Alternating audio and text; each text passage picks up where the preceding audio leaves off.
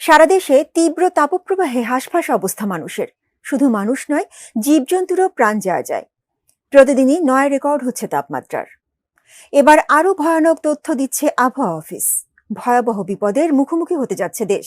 সর্বোচ্চ তাপমাত্রার ৭৬ বছরের রেকর্ড ছাড়াতে পারে এ মাসেই। আরো জানাচ্ছেন মোহাম্মদ সোহাগ বিশ্বাস। চলতি মাসে ২৩ দিন ধরে তাপপ্রবাহ অব্যাহত আছে।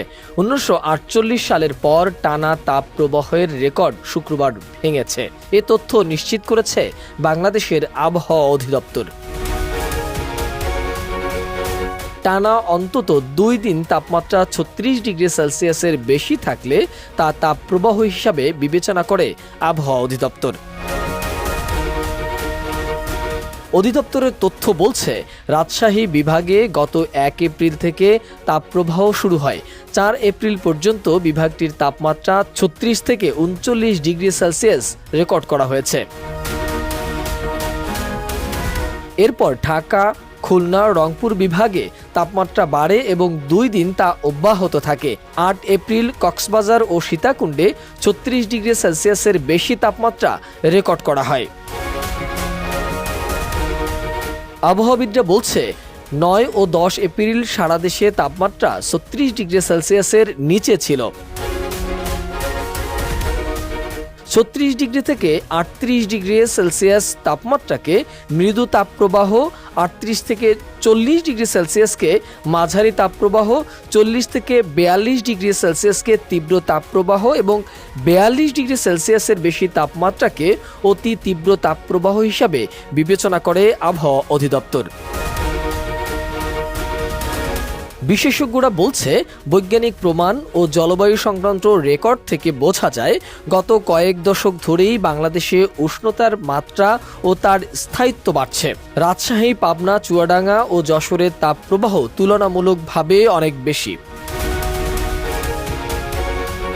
সম্প্রতি আবহাওয়া অধিদপ্তরে প্রকাশিত বাংলাদেশের জলবায়ু পরিবর্তন প্রতিবেদনে দেখা গেছে, দেশে সর্বনিম্ন ও সর্বোচ্চ তাপমাত্রা দুটোই বাড়লেও দ্রুত বাড়ছে সর্বোচ্চ তাপমাত্রা।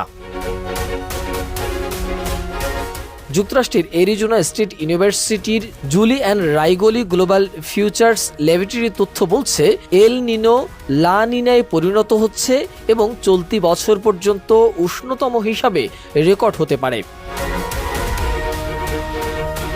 এল নিনোর সময় মৌসুমী বায়ু দুর্বল হয়ে যায়, প্রশান্ত মহাসাগরের উপরিভাগের পানি উষ্ণ হয়ে ওঠে এবং পূর্বের বাতাস স্বাভাবিকের চেয়ে দুর্বল হয়ে পড়ে।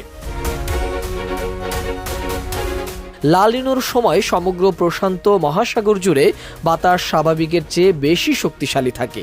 একই সঙ্গে প্রশান্ত মহাসাগরের বেশিরভাগই স্বাভাবিকের চেয়ে শীতল থাকে। ব্রিটিশ দৈনিক দ্য গার্ডিয়ানের গত ৪ এপ্রিলের প্রতিবেদন বলছে, জলবায়ুবিদ ও আবহাওয়াবিদরা মনে করেন, দক্ষিণ পূর্ব এশিয়া জুড়ে একটি ঐতিহাসিক তাপপ্রবাহ অনুভব করা হচ্ছে। মোহাম্মদ সোহাগ বিশ্বাস, এটিএন নিউজ, ঢাকা।